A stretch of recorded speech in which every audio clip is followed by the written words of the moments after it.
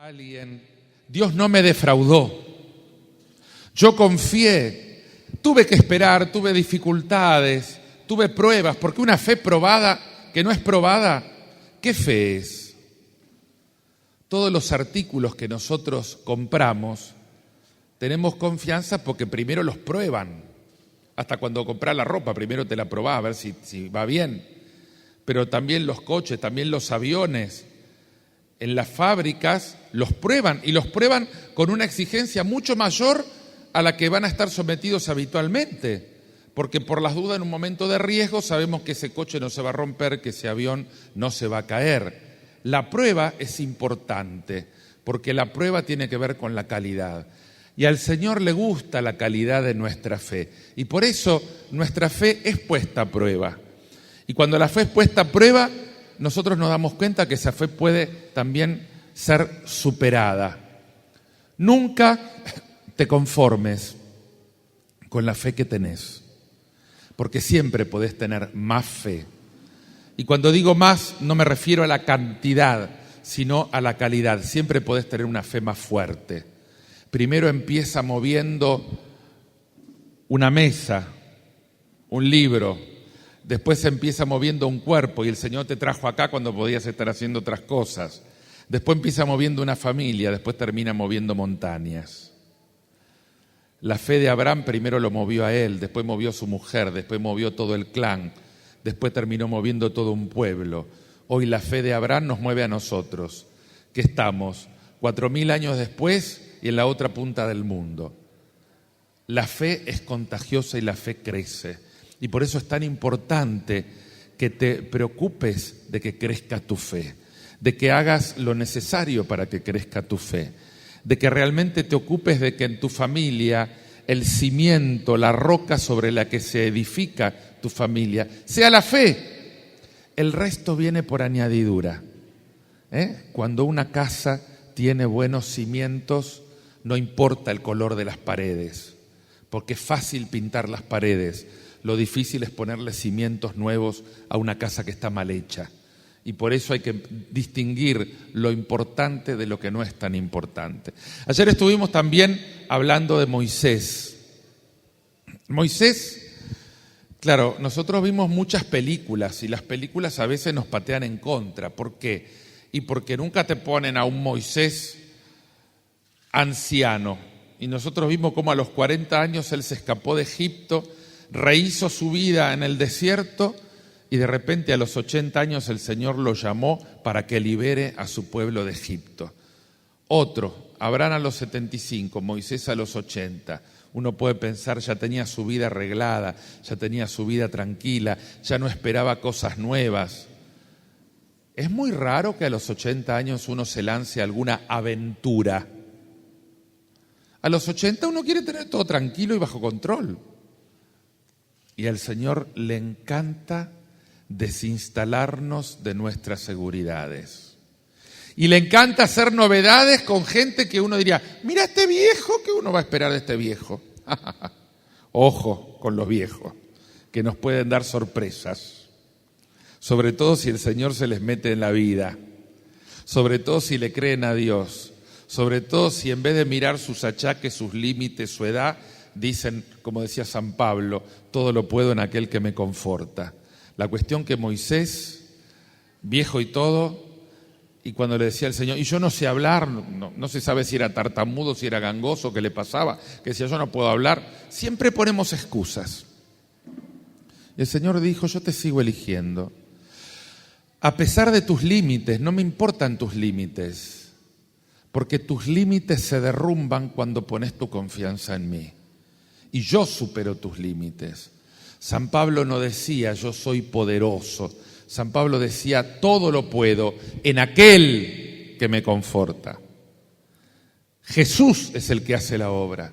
El Espíritu Santo es el que hace la obra en mí. Y yo soy un instrumento. Yo soy un instrumento. Que si soy dócil en las manos del Señor, el Señor puede hacer esos milagros. El Señor puede hacer esas transformaciones. Moisés fue un hombre de fe. Moisés le creyó a Dios. No le fue fácil, pero le creyó a Dios.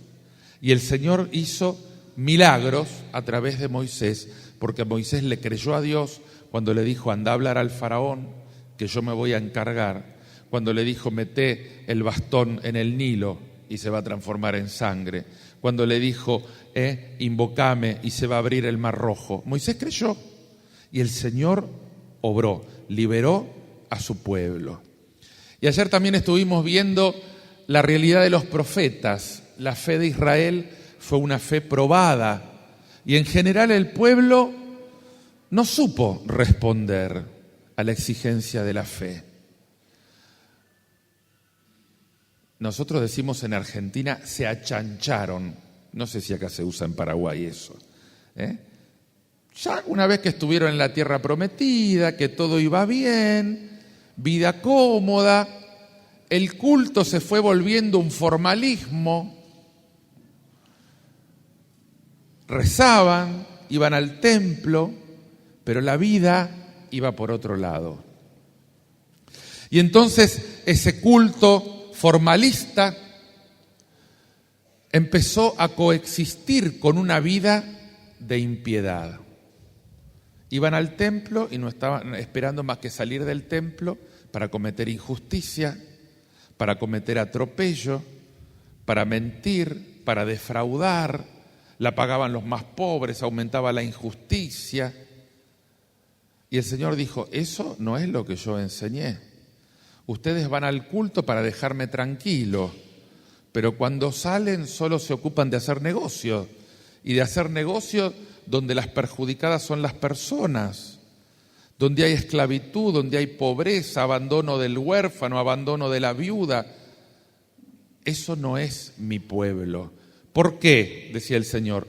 Porque sus sentimientos no son los míos. Porque ustedes me tienen en la lengua, pero no en el corazón. Hablan de mí, pero no obran como yo. Y por eso el Señor fue mostrando a través de los profetas que la fe es integridad. No podemos estar partidos. No podemos hablar de Dios y obrar en contra de Dios. Y por lo tanto la fe requiere esa conversión permanente, ese confrontarse permanentemente con el Señor. San Pablo en el Nuevo Testamento lo va a decir de un modo maravilloso. Dice San Pablo, tengan los mismos sentimientos de Cristo. O sea, yo muestro que soy un hombre de fe, que soy una mujer de fe, cuando mis actitudes son las de Dios.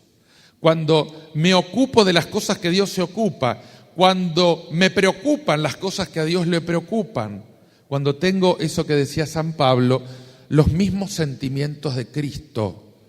Y por eso, ¿cómo sé yo cuáles son los sentimientos de Cristo? Hay que ir al Evangelio.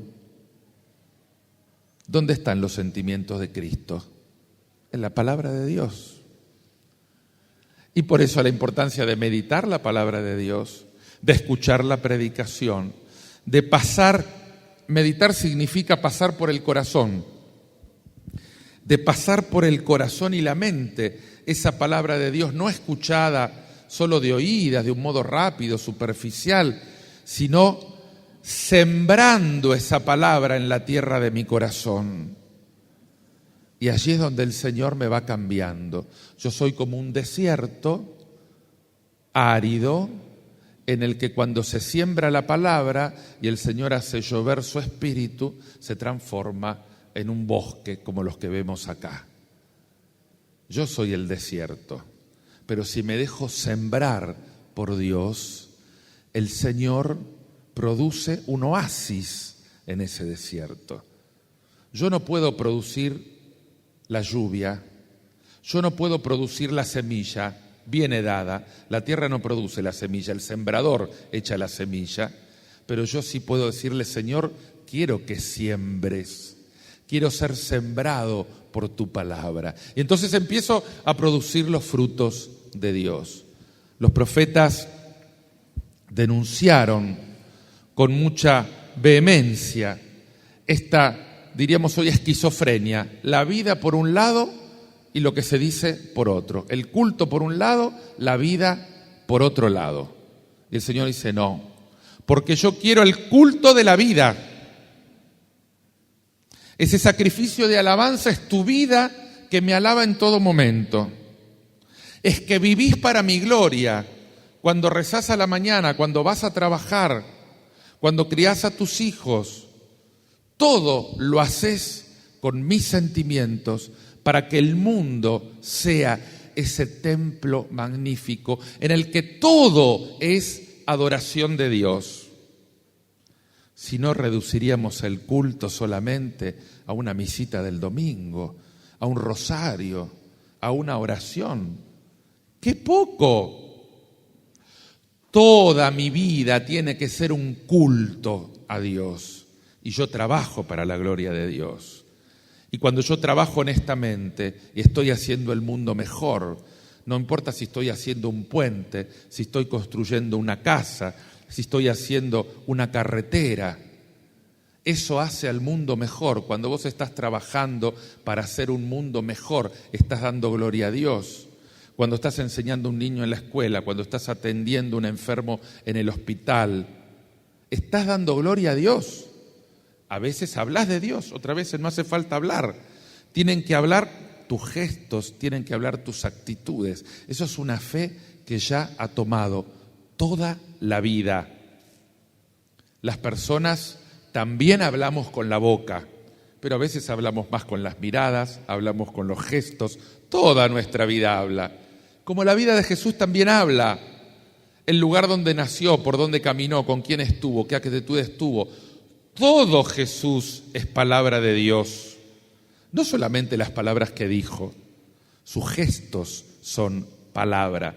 Todo Él es una palabra que expresa los sentimientos de Dios. Y yo estoy llamado también a ser palabra de Dios para el mundo.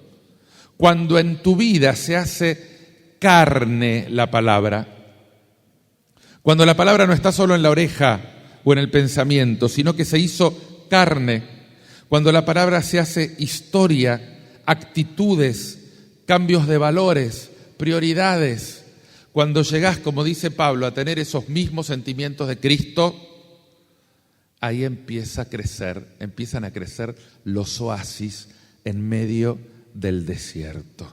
Esta es la obra maravillosa que el Señor va haciendo con cada uno de nosotros. Pero ayer decíamos también que los profetas vivieron el fracaso. No siempre las cosas salen como nosotros pensamos. Y no siempre los fracasos aparentes son fracasos reales. Les voy a poner un ejemplo. ¿Escucharon hablar del Papa Juan Pablo II? ¿Lo conocen? Sí, ya lo van a hacer santo dentro de poquito. ¡Qué bueno! Juan Pablo II no nació papa, nació como todos nosotros. Era un muchacho común y silvestre de su pueblo. Bajo el comunismo, donde estaba prohibida la religión, solamente de puertas adentro de la iglesia, donde estaba prohibido hacer grupos en las parroquias, era una cosa muy perseguida. Había un señor, un laico, les hablo porque ustedes son laicos, un sastre, o sea, una persona normal, un laico que trabajaba de sastre. Y él era, me parece, terciario carmelita, o sea, tenía la espiritualidad de los carmelitas.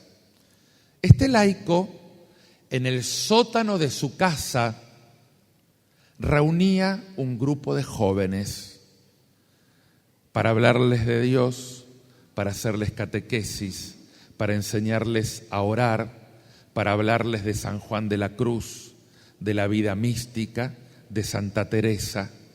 Era un grupo pequeño. En ese grupo estaba Karol Wojtyła. Y de este laico sastre que tenía un sótano en su casa donde reunía jóvenes para orar, él aprendió, escuchó hablar de San Juan de la Cruz, de la mística carmelitana. Más tarde llegó a ser sacerdote, lo enviaron a Roma, terminó haciendo una tesis doctoral sobre San Juan de la Cruz. Muy posiblemente ese sastre que tenía un grupo de oración clandestino, nunca se pensó que en ese grupo pequeño de ahí iba a salir un papa que iba a recorrer el mundo. Nunca te dejes engañar por lo que ves, porque vos no sabés lo que Dios está obrando. Nunca te dejes engañar por las dimensiones pequeñas de algo, porque puede ser que en una multitud, en un estadio, el Señor haga cosas grandes, pero también puede ser que en un grupo pequeño el Señor esté preparando un papa o esté preparando un santo. No es más a los ojos de Dios un estadio lleno que un grupo de oración escondido en un sótano, porque nosotros no sabemos lo que Dios está preparando. Pero ese sastre, con mucha conciencia y con mucha entrega, no se puso a contar cuántos jóvenes juntaba, sino que se ocupó de transmitirles esa fe que él seguramente había mamado de niño, y lo hizo con tal convicción que transformó vidas que después transformarían mundos. Nosotros no podemos medir las consecuencias de nuestros actos. Es muy difícil. Los buenos y también los malos. Vos no podés medir lo que es un mal ejemplo en tu casa repercutiendo en tus nietos o en tus bisnietos. Pero tampoco podés medir lo que un buen ejemplo en tu casa puede repercutir en personas que quizás no llegues a conocer. Cuando realmente vivís una vida de fe y una vida de convicción, una vida entregada al Señor, el Señor se encarga. Y en fe podés ver las transformaciones de Dios. Cuando el Señor le prometió a Abraham ser padre de una multitud de pueblos, ¿qué vio Abraham? ¿Cuántos hijos tuvo Abraham? 2. Uno que no era el que correspondía y otro que era el de la promesa. Uno. Abraham no vio más que uno. El resto los vio en fe. Y ahí estábamos nosotros. Yo no sé si Abraham algún día se puso a pensar en Paraguay. No creo. Porque ni sabía que existía el Océano Atlántico y que algún día alguien lo iba a cruzar e iban a traer la fe a un montón de indios que andaban dando vuelta por acá. Abraham eso seguro que no lo vio, pero lo creyó. Abraham creyó que Dios le iba a dar hijos más numerosos que las estrellas del cielo, que él ni sabía lo que eran las estrellas del cielo. Creyó, y porque creyó se entregó, no buscó explicaciones. No le preguntó cuántos iban a ser. No se puso a contar las estrellas porque el Señor le dijo, si no las podés contar.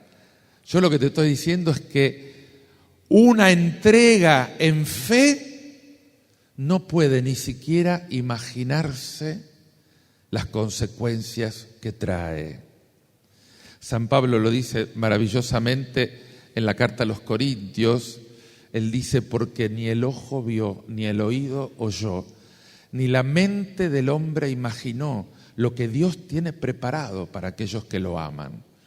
Qué bueno es saber que las promesas de Dios superan incluso lo que yo soy capaz de imaginar. Porque yo no puedo medir la obra de Dios. La obra de Dios supera mi imaginación.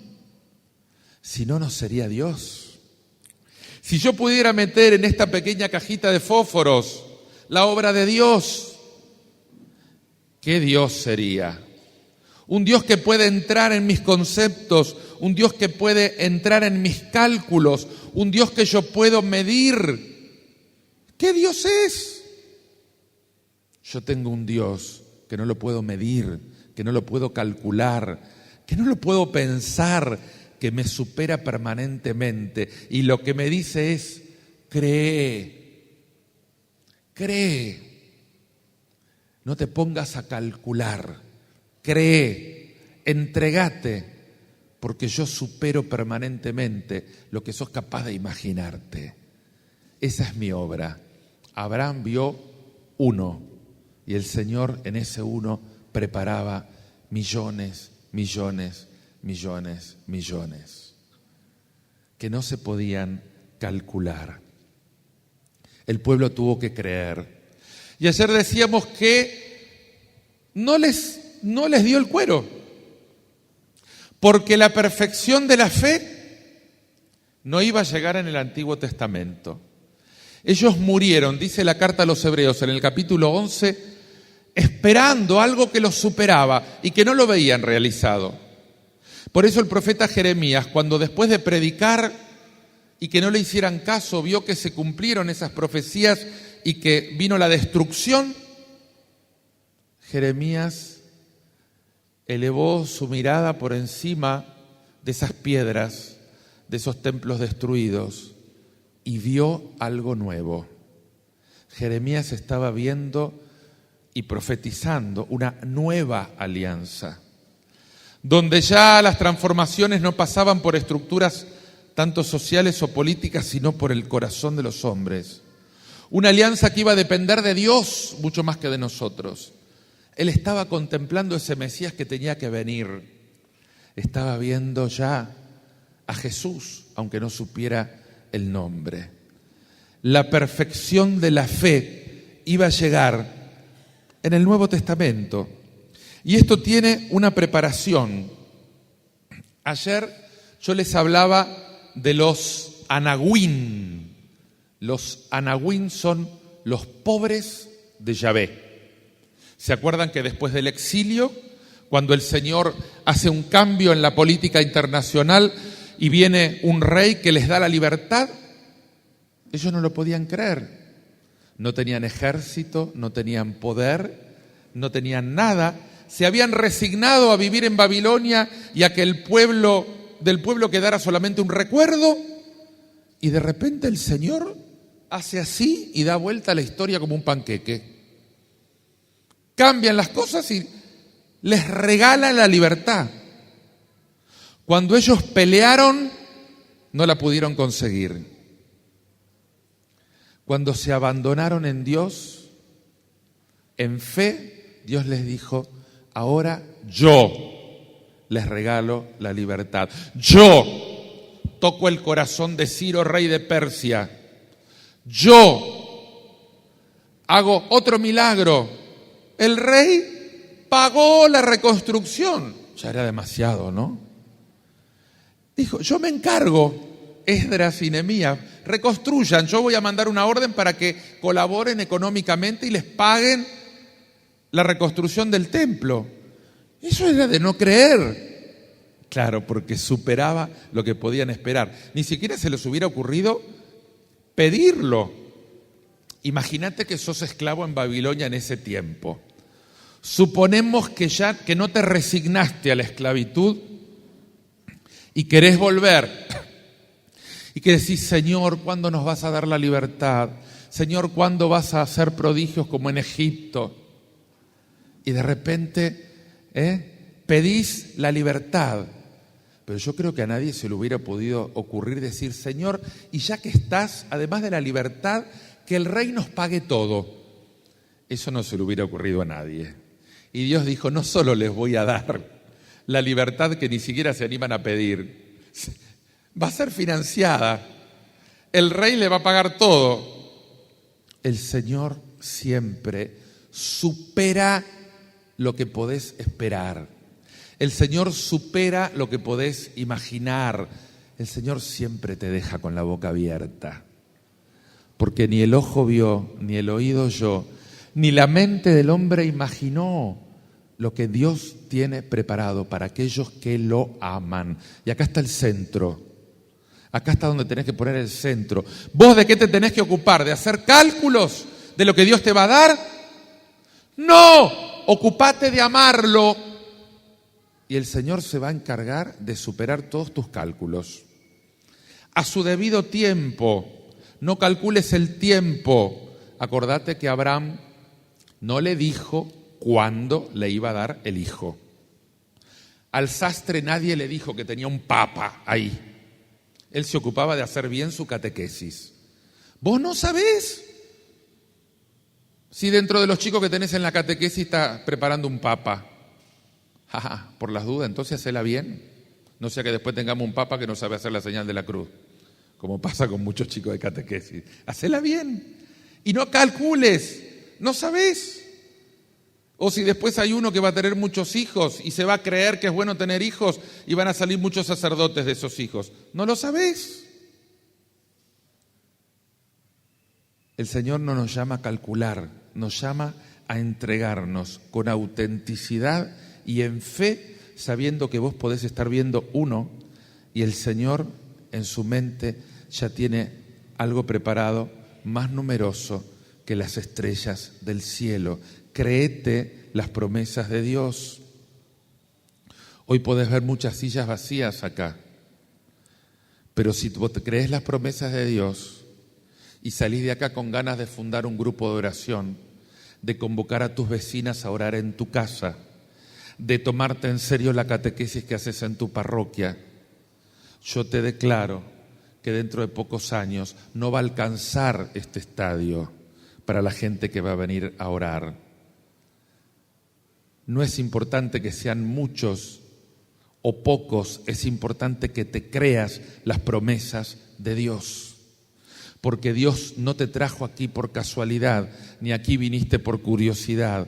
Dios te trajo para sembrarte allá afuera.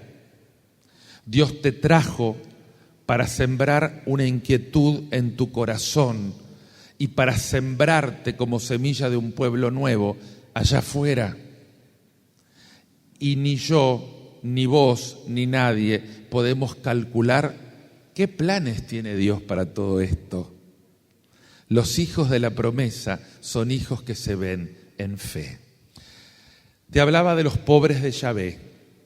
Ayer estuvimos hablando de esto. ¿Se acuerdan que los pobres de Yahvé, cuando este rey dio la libertad, muchos no quisieron volver porque ya se habían acomodado? Dijeron, no, si ya sabemos el idioma, ya tenemos trabajo, ya estamos acomodados, nos gusta el clima, no queremos volver, porque reconstruir da trabajo.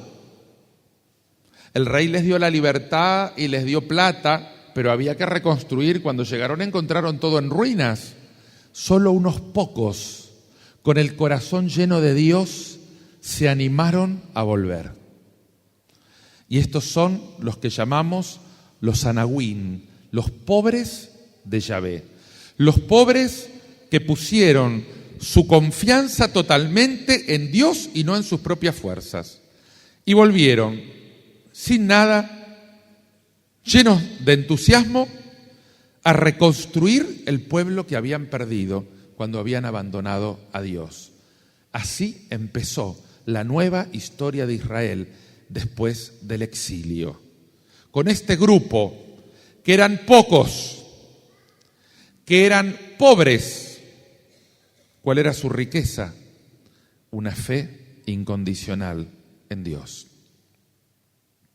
Su riqueza era una confianza en que el Señor podía verdaderamente hacer la obra. Y así empezaron, y así se reconstruyó.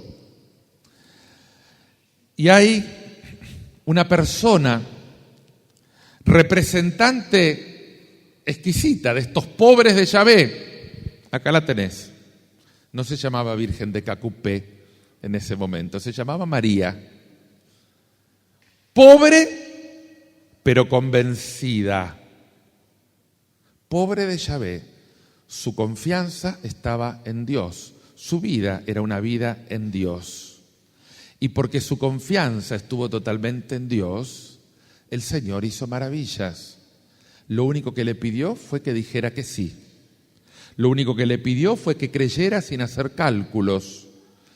A otros el Señor también los llamó. Y se pusieron a calcular y decir, pero esto cómo es, yo no entiendo, cómo puede ser, a buscarle peras al olmo. María dijo, no entiendo nada, pero acepto. ¡Bravo! ¿Y cómo vamos a hacer? Bravo, yo me encargo, yo solo te pido que aceptes. Fíjate lo que dice el Evangelio de Lucas, esta fe de los pobres que prepara la salvación. En el capítulo 1, tenés el relato del Magnificat, y dice María: se engrandece mi alma engrandece al Señor. Mi espíritu se alegra en Dios mi Salvador, porque Él ha puesto los ojos en la humildad de su esclava. Por eso desde ahora todas las generaciones me llamarán bienaventurada. Algunos dicen, menos los protestantes. La Virgen dijo, todas las generaciones, todos los que vengan después me llamarán bienaventurada. Feliz de ti porque has creído, le va a decir Isabel. No le dijo, feliz de ti porque vas a ser la madre de Dios. Dijo, feliz de ti porque has creído. Porque cuando crees, el Señor empieza a obrar maravillas. Feliz de ti. ¿Te creíste las promesas de Dios? Y Dios es aquel que cumple sus promesas. Porque ha hecho en mi favor maravillas el poderoso, santo es su nombre, y su misericordia alcanza de generación en generación a los que le temen. Él desplegó la fuerza de su brazo, dispersó a los soberbios, derribó a los potentados de sus tronos, enalteció a los humildes, a los hambrientos los colmó de bienes y despidió a los ricos con las manos vacías. Acogió a Israel, su servidor, acordándose de la misericordia, como lo había anunciado a nuestros padres, en favor de Abraham y de su linaje por los siglos. Esta fe en algunos fue imperfecta, como el caso de Zacarías. Zacarías no le creyó al ángel. ¿Y qué le pasó? Se quedó mudo. El Señor le dijo, mira Zacarías, para decir estupideces mejor quedarse mudo. Así que tengan cuidado. Si vas a abrir la boca para ponerme objeciones, para decirme, no, como mi mujer que está recontra vieja va a tener un hijo. Imposible, mejor mudo. ¿Cuándo recuperó el habla? Cuando abrió la boca para cumplir la voluntad de Dios. Cuando abrió la boca para decir, su nombre es Juan, ahí le devolví y dije, muy bien, Zacarías. Hay que abrir la boca para expresar la voluntad de Dios. Para decir estupideces, mejor quedarse mudo. Qué buena lección la de Zacarías, porque hay un refrán que dice, cuando las barbas de tu vecino veas cortar, pon las tuyas a remojar. Entonces hay que pensar, cuando Zacarías habló para ponerle objeciones a Dios, decirle, no, mejor mudo. Cuando Zacarías abrió la boca para decir, Dios dijo que se llamaba Juan y se va a llamar Juan, ahí el Señor le devolvió el habla. Sin embargo, esta fe en María fue perfecta, porque María no le puso objeciones al Señor. María simplemente dijo, no entiendo cómo puede ser esto. Y Dios le dijo, y no tenés que entender nada, porque esto no se trata de entender, esto se trata de aceptar. Son cosas distintas. Si yo para aceptar las propuestas de Dios voy a esperar entender, nunca voy a hacer nada. Señor, yo no entiendo esto. Vos me decís que imponga la mano a los enfermos y ore y se van a sanar. ¿Y cómo se van a sanar? ¿Y qué te importa cómo se van a sanar? Yo no te dije que ibas a entender qué pasa dentro de una persona cuando yo la sano, si vos no estudiaste medicina. Me acuerdo, ya que estamos, un día yo estaba en Uruguay de párroco y había toda una discusión en el grupo de oración sobre, querían hacer un grupo para orar por sanación. Y entonces, las cosas que decían, porque eran todos muy novatos en la renovación, ¿no?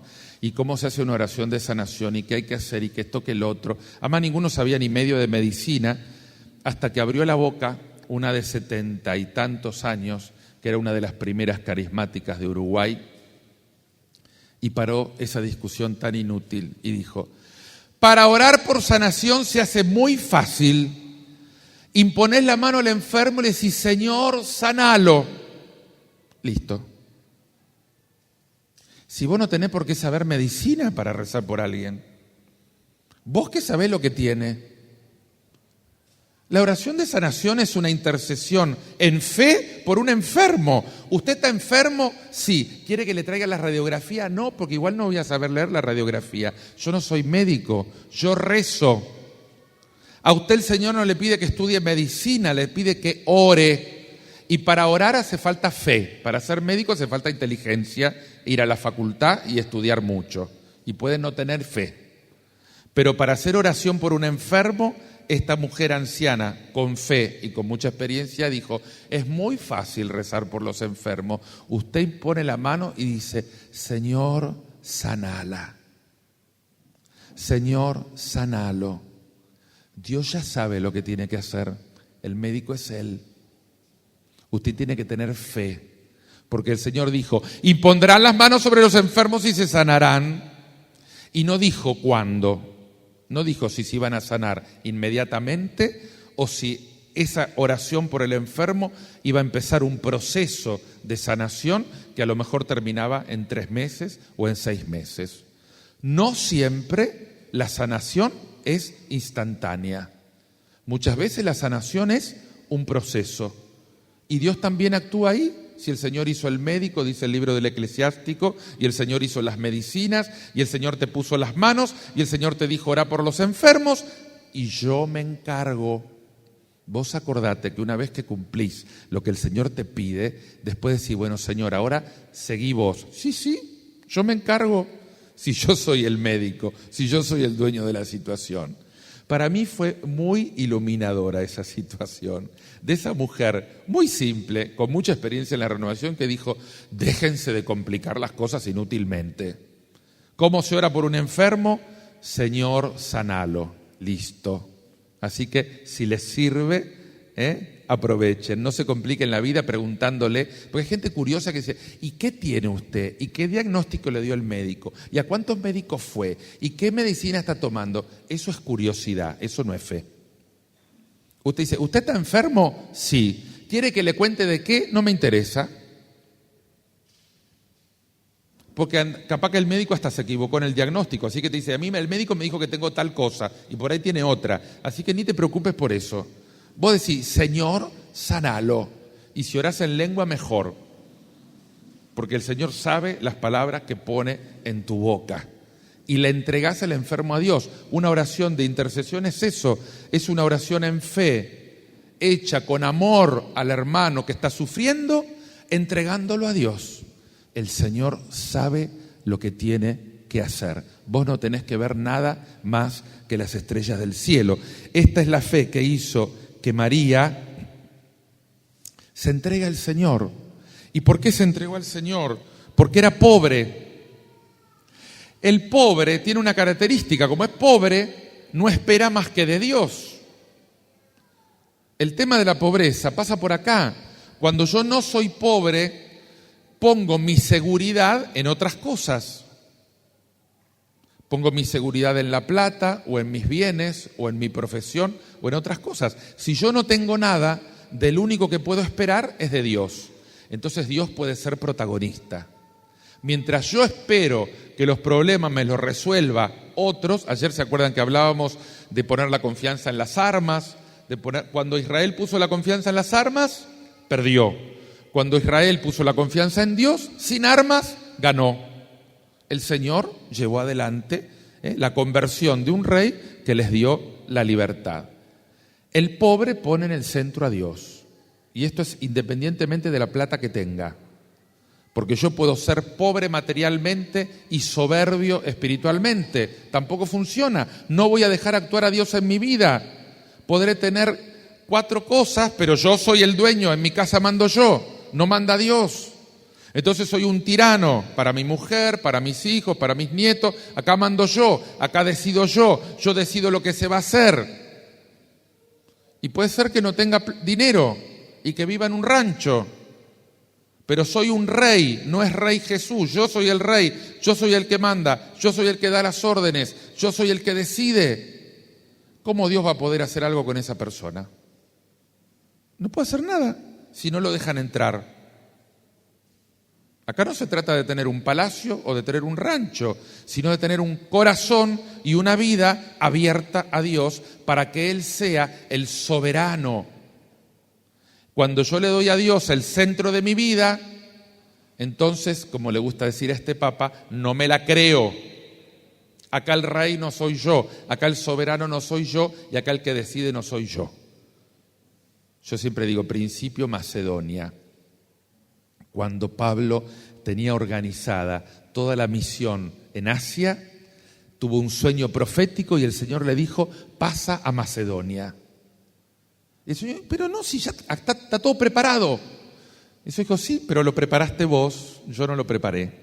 Yo tengo otros planes, yo ya preparé gente que te está esperando en Macedonia, o sea, en Europa. Y se cruza el mar y anda a Europa, porque ahí quiero que prediques. Esto otro, déjalo. Esto lo preparaste vos. Yo tengo otros planes. Y ahí cambió la historia. Ahí cambió la historia. Cuando Pablo, por ese sueño profético, cambió sus planes por los planes de Dios. Y eso muestra, en el libro de los Hechos de los Apóstoles, una de las tesis fundamentales del libro de los Hechos. ¿Y cuál es?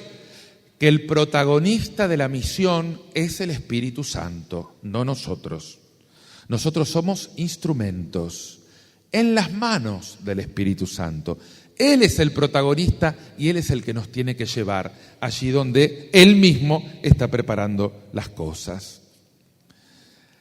Juan el Bautista también forma parte de estos pobres de Yahvé y también sus discípulos, y se diferencian de otros personajes que aparecen mucho en el Evangelio, que son los fariseos. Y los fariseos se caracterizan por algo, siempre aparecen como soberbios y como hipócritas.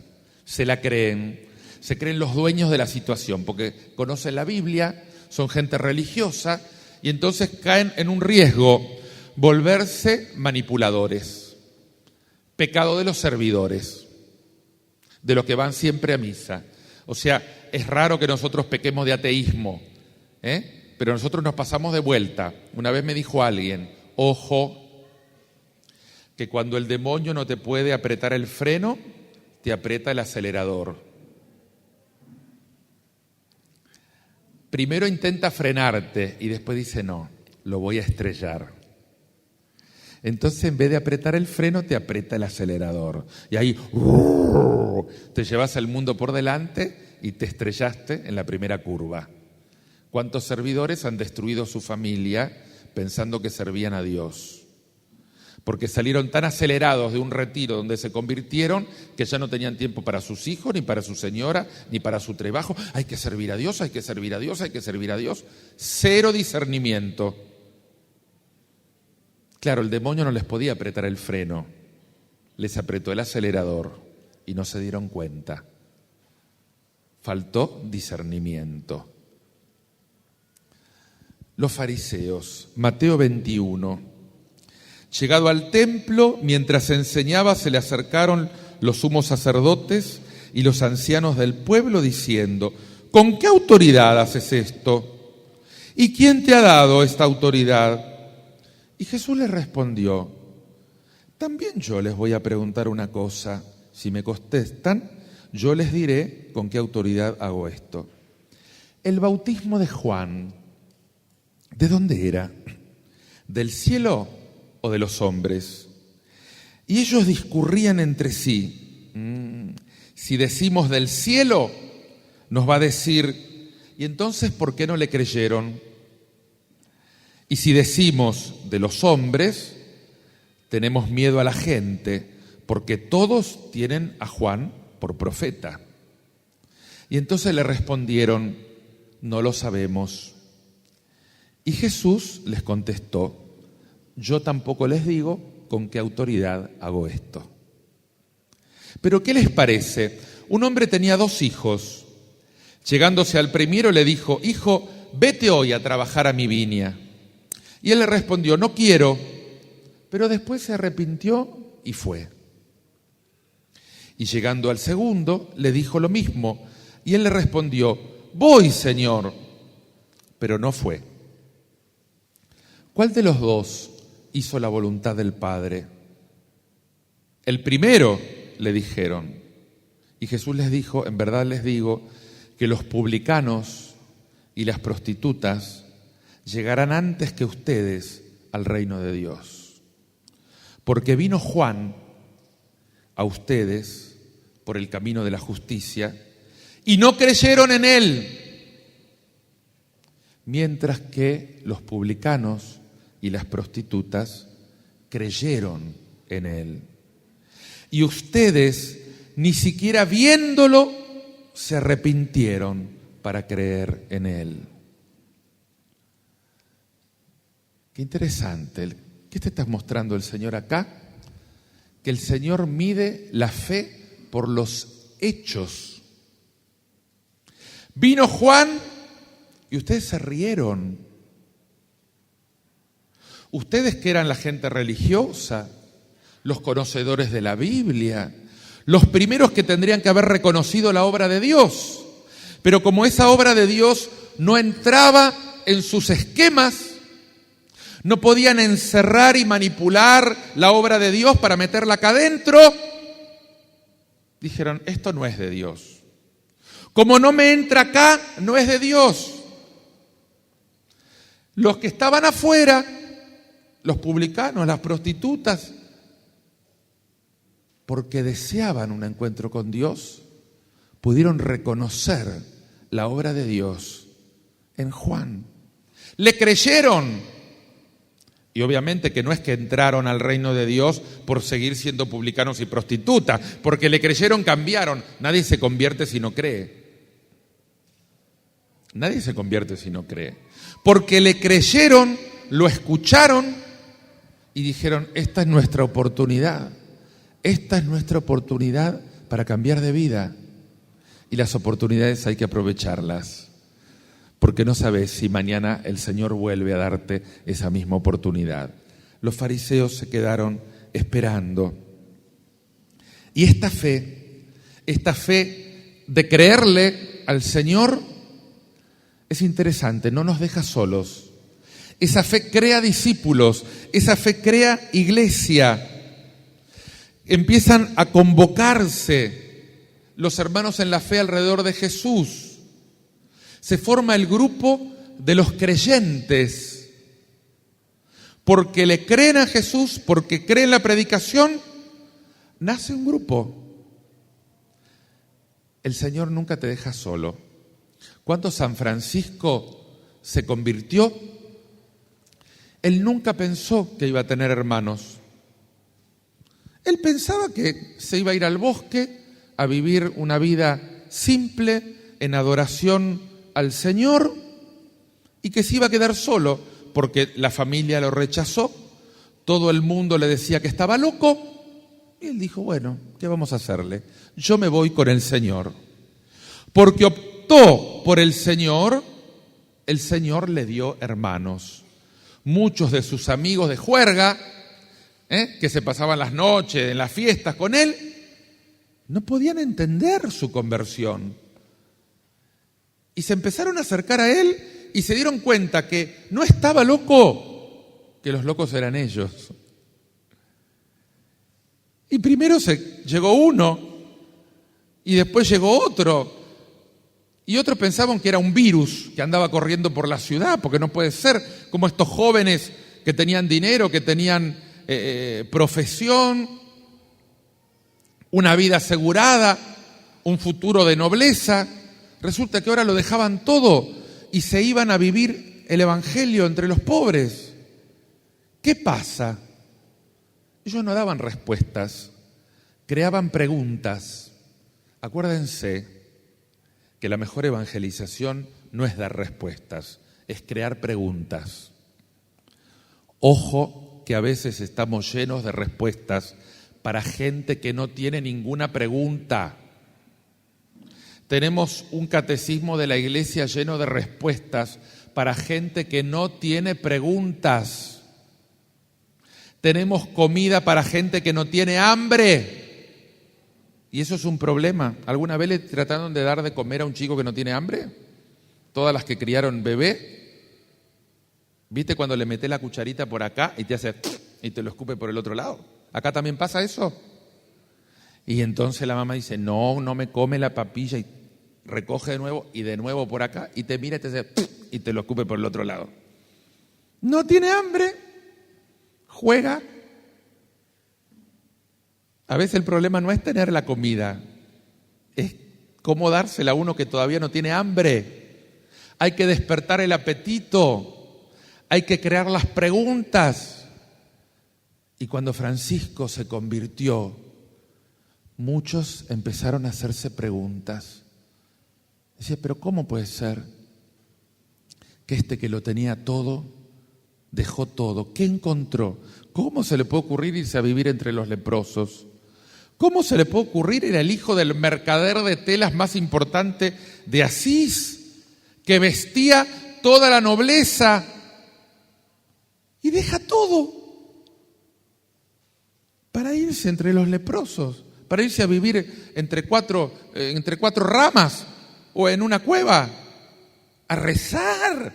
Pero antes no rezaba, si yo lo veía en misa todos los domingos. Francisco no dio respuestas. Francisco creó muchas preguntas. Y las preguntas pican, es como el bicho taladro. Uno dice, pero hay que buscar la respuesta. Y cuando iban a ver, se quedaban. Parece que era contagioso. Parece que Jesús es contagioso. Cuando uno lo tiene verdaderamente de un modo auténtico en el corazón, contagia.